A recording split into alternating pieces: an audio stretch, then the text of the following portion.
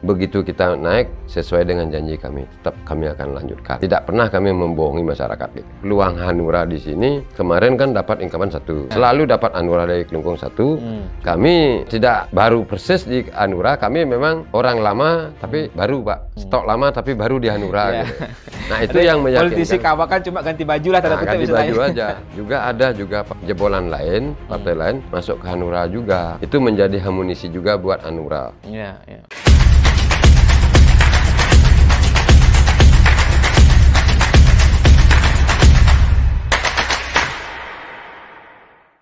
Kembali lagi di channel YouTube Hanura Bali Official. Kali ini kita sudah bersama salah satu tokoh masyarakat Kelungkung yang juga sebenarnya sudah pernah 3 periode menjabat sebagai anggota DPRD Kelungkung, tapi beliau sempat tanda kutip agak vakum dari dunia politik, tapi sekarang istilahnya beliau comeback dan bergabung di Hanura. Ada Bapak Wayan Mastre. Om Swastiastu. Swastiastu. Pak Yan. Ya, yang perkenalkan beliau adalah Caleg DPRD Kabupaten Kelungkung, Dapil Kecamatan Kelungkung, nomor urut 1 dari Partai Hanura. Nah, ini yang menarik, sepertinya tahun 2024 ini menjadi tahun comeback ya seorang Wayan Mastre di panggung politik setelah pernah 3 periode, benar nggak? Ya, di DPRD Kelungkung dari partai yang berbeda. Nah, sekarang bergabung di Hanura. Apa yang menarik atau mendorong seorang Pak Wayan Mastre comeback, padahal kan ada yang mengatakan politik atau pemilu di 2024 ini kontestasinya lebih berat ketimbang 2019 karena pasca pandemi juga, yang orang mungkin kekuatan finansial yang lebih utama gitu ketimbang modal-modal yang lain. Itu kira-kira apa yang mendorong Pak Yan? Baik, terima kasih Pak. Awal kita memang cerita sedikit apa yang Pak tadi sampaikan, itu memang kami 3 periode pernah naik 3 kali dengan partai yang berbeda. Nah itu dari tahun 99 semuanya. Memang sebelum reformasi pas era reformasi ya sudah jadi. 99 kita naik pertama, tahun 99 kita naik pertama.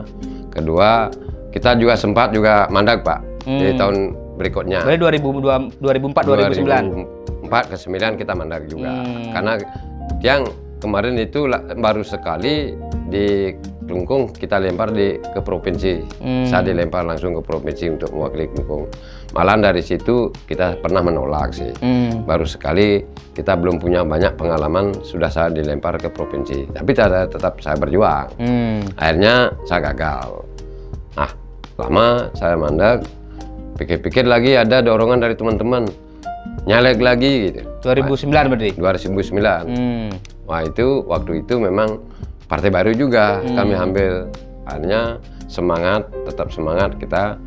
Memang tidak luput dari finansial tetap Pak. Memang dari segi finansial memang lebih murah lah dulu daripada sekarang. Sekarang jauh gitu. Nah, jauh sekali itu. Kenapa saya juga ada niat sekarang juga semangat saya beda di tahun 2004 ini. Bentar saya mau cerita kembali gitu. Akhirnya saya berjuang, akhirnya dapat gitu. Nah itu dapat partai baru. 5 tahun lagi partai kami tidak lolos, tidak boleh ikut pemilu. Nah, akhirnya kami juga ingin diam. Oh mana yang baik dari pelapon partai gitu, kita pilih memang. Satu sisi memang kita tidak memilih, banyak sih teman-teman mengajak partai-partai yang sudah mapan. Kami beda gitu. Ya, ingin tantangan baru juga. Tantangan baru. Akhirnya memang partai PKPI juga partai lama itu, cuma belum begitu ngetop lah dengan partai-partai besar. Akhirnya kami ikut di PKPI 2014-2019 berarti. Dapat kita dapat 2 kursi waktu itu. Kami kebetulan dimegang ketuanya di Kabupaten Kelungkung kan, disuruh. Nah itu Dapil Banjarangkan dapat 1. Akhirnya tahun 2000 berapa itu? Setelah itu kami 1 periode di KPI 2019-2024 berarti kan? Itu gagal kita. Masih bertahan 1 di Kecamatan Banjarangkan di Kota Kelungkung. Akhirnya kami rencana bangkit lagi di PKPI karena tidak lolos gitu. Jadi peserta pemilu. Akhirnya berpikir dengan kami keluarga, kita istirahat saja. Dalam perjalanan waktu akhirnya banyak teman-teman mendorong kami untuk maju dalam pesta demokrasi tahun 2024. Malah sempat kita tolak, Pak. Terus terang aja kita tolak dari segi finansial, tapi apa yang saya bilang tadi itu jauh lebih mahal gitu. Iya, benar, Pak. Dari segi finansial kami jauh, Pak. Makanya itu niat kami kemarin agak redup gitu. Nah, sekarang kenapa lagi semangat lagi gitu? Dari IPAR, dorongan dari teman-teman satu desa mendorong karena pengalaman ingin mengabdi kepada masyarakat, tujuan utama kami itu. Kalau memang untuk menjadi kaya, jangan harap. Jangan menjadi anggota dewan. Anggota dewan, jangan. Tidak akan pernah kaya kalau betul-betul mengandalkan gaji, Pak. Tidak bisa kaya di situ. Kecuali tanda kutip korupsi kan begitu. Tanda kutip itu bermain-main dengan apa proyek silakan gitu. Itu bisa memang. Cuma kan tapi bukan amanah lagi bukan jadinya. Amanah lagi gitu. Itu kita pikir gitu. Nah, yang menjadi semangat kami timbul lagi itulah karena dorongan teman-teman banyak. Ini karena pengalaman juga desa kami khususnya tidak kecepatan apa-apa gitu. Dalam konteks misalnya bansos lah, bansos gitu konteksnya, atau bantuan program-program pemerintah. Program itu Pak sekali minim sekali, tidak bilang tidak bisa gitu. Karena kita tidak punya link gitu.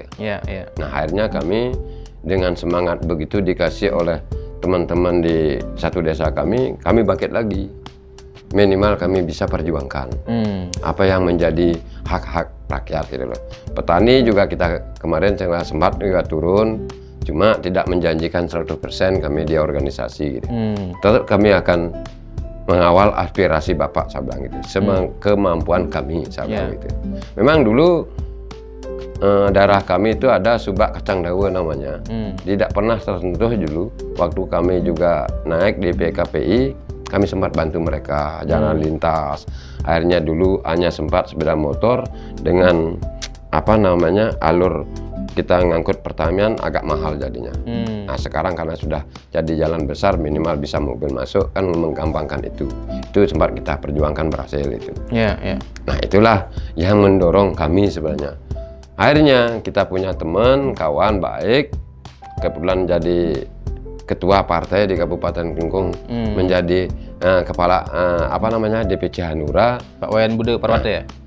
Seolah-olah tersambut dengan baik hati kami, Pak. Kami betul-betul memperjuangkan aspirasi masyarakat gitu, dengan sesuai dengan hati nurani kami. Akhirnya kami bangga gitu, ketemu dengan Partai Hanura gitu.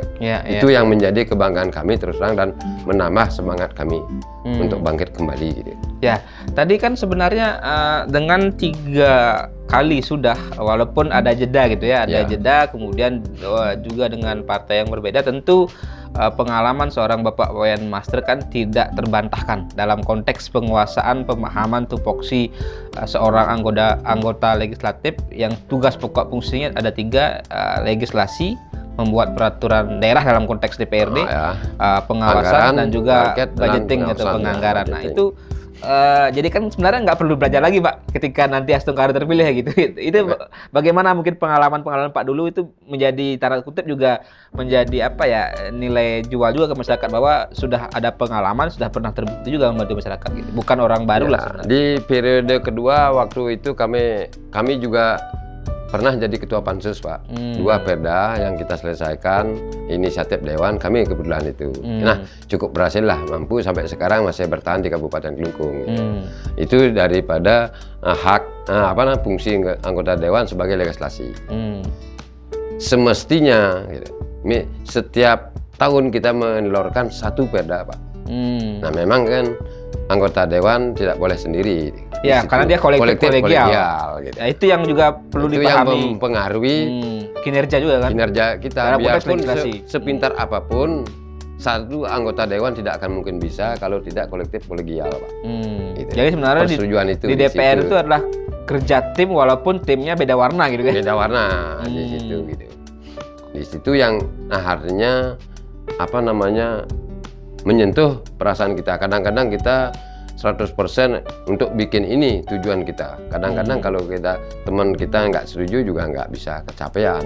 Nah itu sebenarnya seni dari politik atau seni ketika di lembaga legislasi ya, yang saya pahami, seorang anggota dewan selain dia punya pemahaman tadi dalam tugas minimal 3 tupoksi itu, sebenarnya yang dibutuhkan adalah seni berkomunikasi dan seni bernegosiasi. Betul. Nah, bagaimana mungkin pandangan Pak Ian terhadap hal itu? Karena tadi punya pengalaman ingin menggolkan perda harus lobby kanan kiri, gesek, tanda kutip gesek kanan kiri dalam hal positif ya. Berkomunikasi itu kan nggak mudah ketika seorang politisi atau seorang anggota legislatif tidak punya fleksibilitas dan tidak punya juga kredibilitas dalam dirinya. Nah itu udah dulu kita zamannya awal pertama memang kita harus berjuang melawan ketua komisi, Pak. Harus kita raih itu ketua komisi.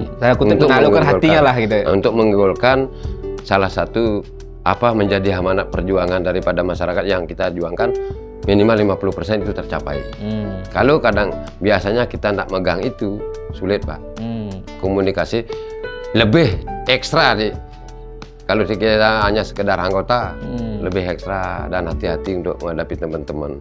Kadang-kadang juga semuanya tidak berhasil gitu. Tergantung kembali keuletan kita melobi teman-teman. Ayo gini, ini perjuangan. Toh juga bukan untuk saya saja, konstituen saya tidak. Toh juga punya anggota, Anda punya konstituen. Mari kita golkan ini. Kadang-kadang kita begitu di antar partai gitu. Kita nanti bisa menelurkan adalah pakai kita komisi, Pak. Bukan fraksi lagi bicara di situ, komisi. Oh, oke, kalau gitu. Pernah kita berhasil itu. Akhirnya kita perjuangkan dengan satu perda kemarin inisiatif Dewan yang saya terkesan itu adalah tentang kependudukan. Gimana cara menanggulangi juga ini pernah saya juga kita bikin kos di Kelungkung dulu belum. Kos-kosan itu kita kontribusinya berapa gitu. Daripada liar gitu, daripada liar gitu, lebih baik kita bikin perdanya itu berhasil gitu. Itu yang positifnya gitu. Oke. Nah, ini mungkin perlu diberikan sedikit pendidikan politik atau pemahaman kepada publik, karena dalam tahun-tahun politik ini sering kita dengar diskusi di baik secara langsung maupun di WA grup atau di media sosial, kan banyak yang bertanya apa yang dikerjakan anggota Dewan Petahana gitu. Apa yang dia sudah kerjakan, misalnya sudah ada yang pernah 3 periode menjabat, 4 periode atau bahkan 5 periode, kan seolah-olah publik tidak punya informasi terhadap apa capaian kinerja seorang wakil rakyatnya. Mungkin capaian kinerja itu hanya diukur berdasarkan program nyata yang mereka terima. Padahal tadi sebenarnya tupoksinya kan 3 itu gitu. Itu kira-kira bagaimana memberikan pemahaman, dan sebenarnya pandangan Pak Ian, seorang anggota dewan yang berkinerja itu yang seperti apa gitu? Kalau saya pernah punya konstituen, Pak, khususnya setiap saya turun. Kalau memang tidak ada jadwal sidang, kita turun ke lapangan, Pak. Melihat keadaan situasi juga, masalah jalan, apalah. Sambil kita temui masyarakat, apa kekurangan gitu, yang kita bisa kawal, kita perjuangkan. Kalau saya seperti itu. Saya terus terang saja, 3 kali saya tidak pernah memang bawa program ke masyarakat. Apa kita kira aspirasi dari masyarakat, apa yang perlu kita perjuangkan, Pak. Kita sambil cek di lapangan. Kita cek lapangan. Oh betul, ini kalau di Subak irigasi ini kecil, gininya, gotnya, gorong-gorongnya, perlu diperbesar untuk memperlancar arus lalu lintas air. Itu kita yang perjuangkan. Memang ada berhasil. Memang tidak semuanya kembali pada kemampuan anggaran daerah, Pak. Memang sepertiga kita berhasil perjuangkan. Sebatas itu. Memang ada minor kadang-kadang apa yang menjadi masyarakat kita jelaskan itu. Kami dari awal duduk memang tidak punya program, Pak. Kami hanya mengawal dan mengeksekusi dari program pemerintah kalau tidak sesuai dengan harapan masyarakat. Itu fungsi kami. Fungsi kami sesuai dengan amanat Undang-Undang Dasar 45, kami jelaskan itu. Kami satu adalah legislasi. Legislasi dalam artian saya jelaskan itu apa yang dimaksud legislasi. Atau mengesahkan perda, kalau di kabupaten perda. Kalau di pusat undang-undang namanya sablang, seperti itu. kita juga kalau punya di bidang hukum, kita berikan masukan Bupati. Itu sebatas, itu fungsi kita. Kedua, APBD, anggaran. Oh, yang mana menjadi prioritas, memang harus kita ketahui itu Pak. Harus kita ketahui yang mana menjadi prioritas bagi masyarakat Kabupaten Klungkung, kalau saya di Klungkung gitu. Kalau itu tidak menyentuh, kita bisa eksekusi juga Bupati gitu. Maaf Pak Bupati, kita tidak setuju itu, ini kurang anggarannya. Itu kewenangan anggota dewan di situ. Nah, setelah itu terakhir fungsi anggota dewan adalah pengawasan, kontrol. Sudah berjalan kita ketok palu, ketuanya yang mengetok palu bersama anggota gitu. Sudah jalan, kita mengawasi betul tidak sesuai dengan harapan yang sudah sesuai dengan yang dibikin kesepakatan antara Bupati dengan DPR. Kontrol kita. Oh, sesuai anggarannya berapa, sudah dipakai 100% atau enggak, atau memang ada kelebihan. Memang kan harga fluktuasi itu. Nah, itu tugas kita. Kita sampaikan kepada masyarakat apa adanya. Kita memang nggak bawa program Pak. Kalau yang punya program adalah Bupati dan Wakil Bupati, Gubernur dan Wakil Gubernur eksekutif lah. Nah, akhirnya paham mereka. Kita jelaskan sudah fungsi anggota dewan gitu. Kadang-kadang memang dilihat betul, saya sampaikan terus terang aja masyarakat. Kadang-kadang saya nggak pakai, kalau di luar sidang bebas memang pakaian kita Pak. Kita masuk absen dulu ke kantor, biar tidak ketahuan kita pakai jaket kadang-kadang keluar untuk ngawasi proyek-proyek. Biar nggak ketahuan kita. Sebagai anggota dewan gitu kan lebih real lah. Kadang-kadang kalau diketahuan dia dibagus-bagusin gitu. Bagusin cepat-cepat dia gitu. Kadang-kadang siapa nggak masuk. Dulu pernah saya yang berkesan itu karena riskan Pak, 5 tahun ke bawah itu, makanan anak-anak kecil itu. Saya gini, apa namanya, sidak saya ke swalayan. Saya pernah sidak gitu. Akhirnya saya ketemukan makanan kedolosol banyak. Ini gimana nih? Saya bilang gitu, apa saya lapor? Gitu. Saya ngajak wartawan Pak, kalau saya sidak selalu saya panggil wartawan. Ayo teman-teman media, saya mau sidak, tapi jangan bocor dulu. Anda punya ini enggak rekan di pedagang-pedagang swalayan, saya bilang gitu. Oh enggak Pak. Oh ya, rahasia dulu. Kita ambil. Pernah kita ambil makanannya. Nah, saya telepon Babinsa yang wilayah itu. Ini silakan Pak, mau proses hukum silakan, kalau enggak terserah Bapak, saya hanya menemukan begini. Fungsi pengawasan tadi. Pengawasan itu aja. Itu aja gitu. Ini tadi pertanyaan menyambung ke soal kontestasi 2024 dan juga mungkin beberapa poin terakhir lah. Ini tadi adalah kontestasinya semakin ketat. Tadi nilai uang atau kos politiknya lebih tinggi. Nah, bagaimana Pak Yan menyikapi itu dengan kos politik yang semakin tinggi, persaingan yang begitu ketat juga, jumlah partai politik juga banyak gitu kan, caleg-caleg yang tarung juga mungkin kompetitif lah. Ya, saya punya cuma keyakinan kami terus terang saja pada hari ini yang menjadi juga besar hati kami, biarpun itu sangat minim Pak dari segi finansial. Itulah teman-teman, rekan-rekan yang mendorong, yakin dan meyakinkan kami bisa meraup suara, termasuk kami apa adanya. Saya bilang, saya bilang apa adanya. Besok silakan saya bantu kalau saya berhasil naik. Di situ kita saling bantulah. Yang bisa saya bantu, saya bilang gitu. Itu cuma kepercayaan diri saja. Satu, karena saya merasa bukan paling pintar, enggak sih. Nah, artinya begitu kita naik sesuai dengan janji kami, tetap kami akan lanjutkan gitu. Tidak pernah kami membohongi masyarakat gitu. Itu janji, hanya semangat kami. Itu yang menjadi besar lah kami lagi bangkit. Nah, tadi penegasan optimisme Pak untuk di DPRD Klungkung dan juga melihat gerak teman-teman Hanura lah secara organisasi gitu. Ini, nah sekarang untuk di kecamatan dapil kami khususnya di kota memang itu yang paling keras di antara 4 kecamatan Pak. Yang paling keras persaingan, kompetitif termasuk orang kader-kader militannya di situ. Berapa kursi di sana? 9 kursi Pak. Nah, dari awal memang 9 kursi sampai sekarang masih 9 kursi. Berarti kalau nggak salah jadinya kursi yang paling besar ya dibanding dapil yang lain? Apa? Enggak, dapil sekarang dapil Nusa Penida menambah tahun ini. 12 baru ya? menambah. Enggak, 9 juga. 9 juga. Dulu 8. Kursi yang kecamatan Banjarangkan dulu 7 karena penduduknya mentok, di situ yang menambah penduduknya karena daerah wisata. Ya kan belah turun ya, jadi 6. Turun ya, jadi 6 kursi sekarang. Ditambah di Nusa Penida menjadi 9 kursi. Sama dengan Dapil Kelungkung, Kecamatan Kelungkung, 9 kursi. Oke. Yang ketat, paling ketat di antara 4 kecamatan Kelungkung, Pak. Orangnya, inteleknya juga, pengalamannya di situ. Nah, memang Hanura, peluang Hanura di sini kemarin kan dapat incumbent 1. Selalu dapat Hanura dari Kelungkung 1. Cuma kemarin incumbent tidak calon lagi. Nah, kami karena berhalangan lah. Tidak baru persis di Hanura, kami memang orang lama tapi baru, Pak. Stok lama tapi baru di Hanura. Gitu. Nah, itu yang meyakinkan. Politisi kawa kan cuma ganti baju lah, ganti baju aja.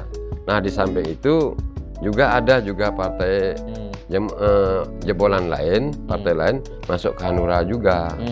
Nah, juga itu menjadi amunisi juga buat Hanura. Nah, akhirnya optimis kami paling tidak meraih 2 kursi hari ini, di tahun ini gitu, yang akan datang 2024. Kenapa kami berani begitu? Satu, PKPI kan hilang di situ.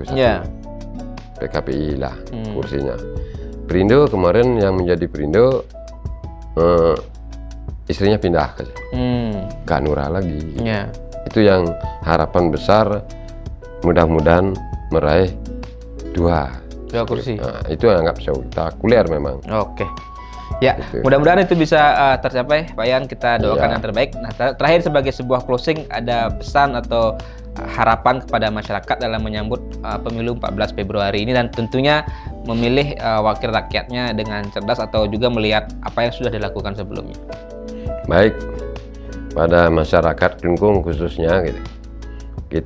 Saya menjadi caleg tahun 2024 periode 14 Februari 2024-2029. Kami silakan memilih bebas. Ini hati nurani kami kembali bicara. Mudah-mudahan juga masyarakat cerdas memilih yang betul-betul memperjuangkan dan mengawal aspirasinya. Itu saja. Oke, jadi cerdas dan memilih dengan hati nurani kan gitu. Hati nurani gitu. Terima kasih Pak Yan sudah juga mewarnai pemilu 2024 dengan comeback ke politik, walaupun ya sekarang di Hanura, sebelumnya di partai lain, tapi perjuangan itu yang sebagai sebuah idealisme untuk membangun Kelungkung, untuk memperjuangkan aspirasi masyarakat, itu tentu yang dilihat gitu. Oke, terima kasih. Kita akan sambung di kesempatan berikutnya. Salam hati nurani. Salam hati nurani.